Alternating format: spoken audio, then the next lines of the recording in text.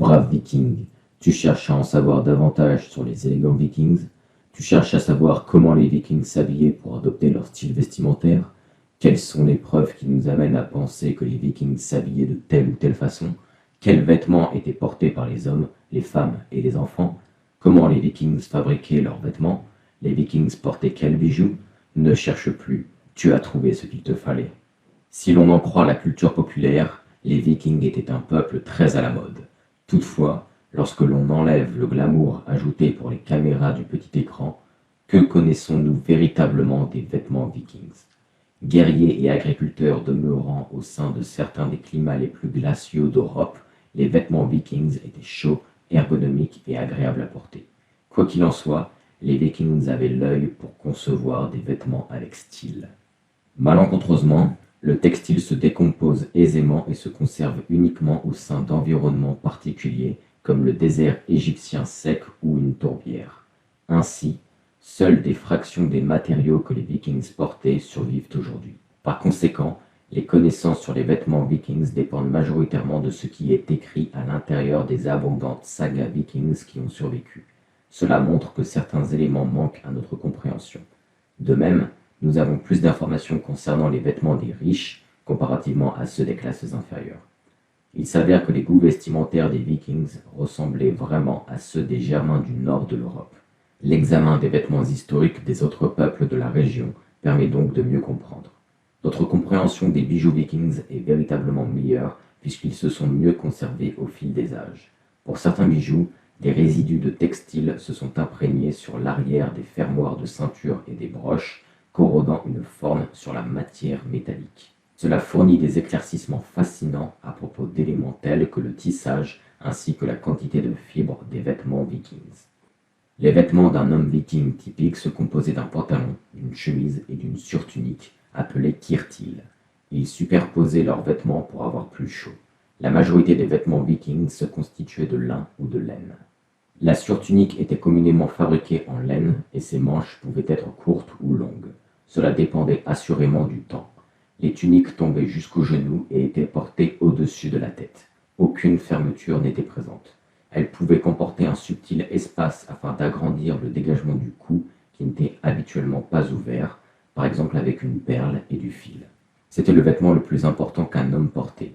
Certains fragments de tissu montrent des traces d'embellissement, bien qu'insuffisantes pour établir des reproductions authentiques. Les reconstructions modernes avec décoration s'appuient sur l'art viking. Les pantalons étaient fabriqués soit en lin, soit en laine. Ils s'accrochaient habituellement à l'aide d'une banale ceinture à cordon. Comme les manches des tuniques, la longueur des pantalons variait également. Si un homme avait un pantalon moins long, il utilisait aussi un tube afin de couvrir ce qui reste de ses jambes. Ceux-ci étaient manufacturés grâce à deux longues pièces de textile, habituellement en laine, qui entouraient la jambe du genou jusqu'à la cheville. Les Vikings portaient aussi couramment des ceintures, généralement en bronze.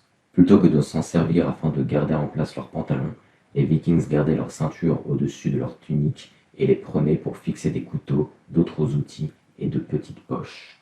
Les ceintures étaient également fabriquées en cuir et étaient d'ordinaire assez fines, approximativement 2 cm de largeur seulement. De temps en temps, les guerriers arboraient également une bande de cuir supplémentaire sur une épaule pour fixer des armes plus grandes comme une épée. Quand les températures diminuaient, les hommes s'équipaient aussi d'épaisses capes de laine pour se réchauffer. De forme rectangulaire simple, elles étaient souvent de couleur vive et avec un dessin remarquable en tissu. Elle était attachée à l'épaule droite par des nœuds ou une broche pénannulaire. Ce style permettait aux Vikings de dissimuler ce qu'ils portaient et de garder son bras droit libre afin de manier des outils ou des épées, haches, etc. Les Vikings les plus fortunés auraient porté des vêtements un peu plus élaborés et ils se sont fortement inspirés des allures des assemblées de la noblesse byzantine. Les riches avaient une forte demande pour la soie car celle-ci constituait un tissu prestigieux. Il y a notamment le prince Mamen, ayant une célèbre sépulture au Jutland qui a survécu, suggère que sa cape comprenait des détails en soie exposant des fibres d'or ainsi que d'argent et renforcées de peau de marmotte. Les chaussures vikings étaient fabriquées en fourrure de chèvre ou de veau, et d'après les souliers d'un campement viking à York qui ont survécu jusqu'à aujourd'hui, leur style pouvait varier considérablement. Les chaussures étaient attachées avec des lacets qui s'enroulaient autour des chevilles ou des boutons. Les chaussures des hommes ainsi que des femmes semblent avoir été très similaires. Les bottes vikings étaient rarement plus hautes que le niveau de la cheville et se fermaient fréquemment à l'aide des raccords internes, ce qui permettait assurément aux chaussures de durer plus longtemps.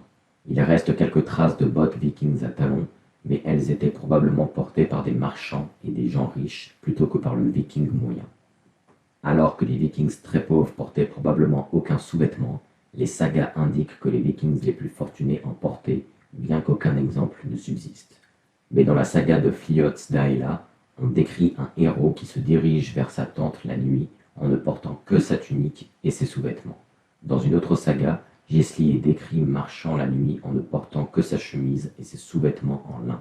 Les sous-vêtements étaient généralement fabriqués en lin, agréable pour la peau comparativement à la laine. Un exemple ayant survécu, venant de Viborg, a été fabriqué avec 2 couches de lin. Il a une ouverture carrée avec un rabat qui est fixé par des cordons, du tissu et des boucles. De temps en temps, les vikings se servaient également de casquettes en laine, en cuir ou en peau de mouton, habituellement conçues à partir du style phrygien avec des pièces de tissu triangulaires cousues ensemble. Certains avaient des rabats d'oreilles pour plus de chaleur. Selon le Gragas, un livre de droit islandais médiéval, des peines sévères étaient infligées pour avoir retiré la casquette de la tête d'un autre homme. Si le chapeau n'avait pas de mentonnière, la pénalité était une peine pécuniaire. Si le couvre-chef avait une mentonnière et qu'une personne la tirait vers l'avant, celle-ci s'exposait à une expulsion définitive. Si le couvre-chef avait une mentonnière et qu'une personne la tirait vers l'arrière, la victime pouvait exercer son droit de tuer son agresseur en guise de représailles. Cela démontre toute l'importance du chapeau. Seuls les guerriers vikings suffisamment riches avaient un casque de fer au combat.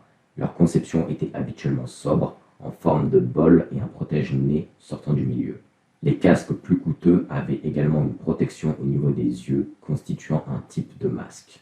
À l'opposé de l'idée répandue, les casques n'avaient pas de cornes. Cela n'aurait pas davantage protégé son porteur et aurait donné aux adversaires quelque chose de plus à saisir pendant la bataille. Si les casques à cornes ont existé, ils ne servaient assurément que dans des cadres de célébration. Les guerriers vikings les plus riches ont peut-être aussi porté une cotte de maille lorsqu'ils sont allés au combat. La cotte de maille était coûteuse à produire car il fallait des milliers d'anneaux de fer imbriqués qui devaient être riftés manuellement un à la fois. Néanmoins, les vikings les plus fortunés arboraient des chemises en cotte de maille qui avaient assurément des manches longues et descendaient jusqu'aux genoux. Cette chemise était portée par-dessus une tunique en cuir rembourré que les vikings plus modestes avaient fréquemment afin de se protéger des armes tranchantes. Les vêtements d'une femme viking typique se composaient d'une longue chemise en lin et d'une blouse à lanière de laine plus court, parfois appelée hangerok. La surrobe d'une femme viking se portait de l'épaule jusqu'au mollet et était fixée à 2 bretelles fixées à l'avant au moyen de 2 broches, généralement en bronze. Au IXe et Xe siècle, ces broches étaient normalement de forme ovale, mais elles ont été substituées petit à petit par des broches dont la conception ressemble à un disque au Xe siècle. Il existe des preuves que, du moins chez les femmes les plus riches, les tuniques étaient plus longues à l'arrière qu'à l'avant et qu'elles pouvaient être traînées sur le sol derrière elles. Les femmes nordiques avaient aussi des ceintures afin d'emmener des accessoires ainsi que des modestes sacoches. Il s'avère que ces ceintures étaient fabriquées en tissu plutôt qu'en cuir. Les femmes vikings utilisaient leurs ceintures pour y fixer des accessoires. Elles fixaient également des accessoires moins encombrants à leurs broches. Les capes des femmes étaient semblables à celles des hommes. Les femmes portaient souvent une broche pour fixer leur cape. De même, il s'avère que les femmes avaient une écharpe nouée afin de s'abriter la tête, assurément pour ne pas avoir froid et possiblement pour éviter que les cheveux n'entrent en contact avec la nourriture. Il n'est pas certain que ce soit pour l'usage quotidien ou pour des occasions spéciales, car certaines sagas mentionnent des coiffures élaborées. Peu de preuves subsistent sur les habits des enfants vikings. Néanmoins, ils avaient assurément des vêtements vraiment semblables à ceux des adultes vikings. La saga de Fliotsdaela représente les habits de Helgi et Grimr, 2 jeunes garçons de 12 et 10 ans respectivement. On dit qu'ils avaient des tuniques unies en laine brute filées à la main, ainsi que des pantalons et des capes. Les habillements des vikings étaient pour la plupart fabriqués à partir de lin ou de laine. Afin de fabriquer des habits en laine, les vikings tondaient avant tout leurs moutons manuellement, en arrachant la laine des moutons par un procédé indolore. La laine était ensuite nettoyée et peignée pour obtenir de longues fibres qui étaient ensuite filées en fil. Pour ce faire, ils utilisaient un bâton en bois appelé quenouille qu'ils filaient d'une main, enroulant les fibres de laine en fil. Le fil de laine était ensuite tissé en matériel grâce à un métier à tisser vertical. Les tissus ainsi obtenus d'une teinte blanche étaient ensuite teintés à l'aide de colorants végétaux. Les couleurs les plus courantes étaient le noir, le bleu, le violet, le jaune, le rouge et le marron. Le rouge constituait la coloration la plus coûteuse puisqu'elle se formait grâce à la racine de Garance, introuvable dans les terres scandinaves et disponible uniquement par le commerce. Toutefois, habituellement, les teintures ne restaient pas longtemps. Quand il fallait fabriquer des habits moins gros, comme des chaussettes ou des couvre-chefs, les Vikings ne tissaient pas leurs fils de laine. Ils préféraient avoir recours à un procédé appelé le liage à l'aiguille, qui consistait essentiellement à utiliser de grosses quantités de fils pour les nouer entre eux. Le résultat est un tissu extrêmement solide.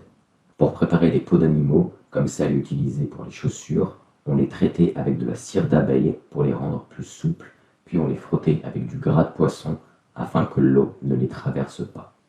Les broches ont été nommées maintes fois en tant qu'accessoires pour maintenir les vêtements vikings en place.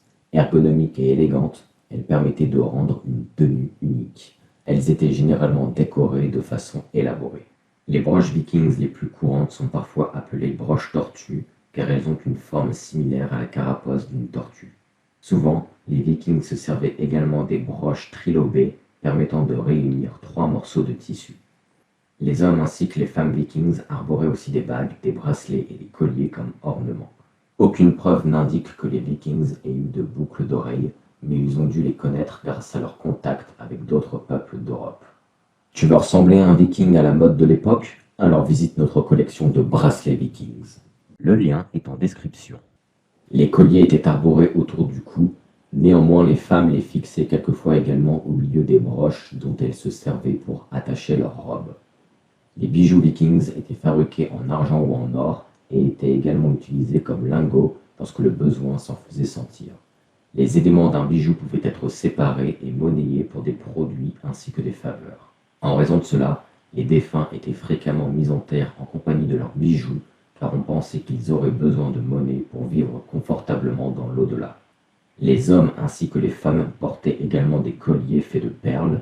Les vikings de la classe moyenne disposaient de perles faites d'ambre ou de verre. Par contre, les plus fortunés pouvaient bénéficier de pierres précieuses ou de cristaux importés. Les bijoux étaient souvent ornés de pendentifs portant des symboles significatifs comme le marteau de Thor ou le loup Fenrir. Il s'agissait probablement d'amulettes destinées à honorer les dieux et à appeler à leur protection en cas de besoin. Si tu veux obtenir la protection du dieu du tonnerre, tu peux visiter notre collection de colliers Mjolnir. Si tu veux être épargné par le fils de Loki, tu peux visiter notre collection de colliers Fenrir. Les liens sont en description. Les autres motifs de bijoux courants étaient des formes géométriques ou des bandes tressées. Brave viking, rejoins ton clan. Si tu as terminé de regarder cette vidéo, cela veut dire que tu voulais véritablement savoir comment les vikings s'habillaient. Seulement un amateur serait arrivé jusqu'ici. D'ailleurs, Viking Clan propose des centaines de produits sur les vikings. Tatouages, bagues, bracelets, etc. Tout un arsenal. Tu as aimé cette vidéo? N'hésite pas à nous donner ton avis dans les commentaires et à partager des photos de tes tenues vestimentaires vikings typiques. Ton chef de clan, Ragnar Lodbrok.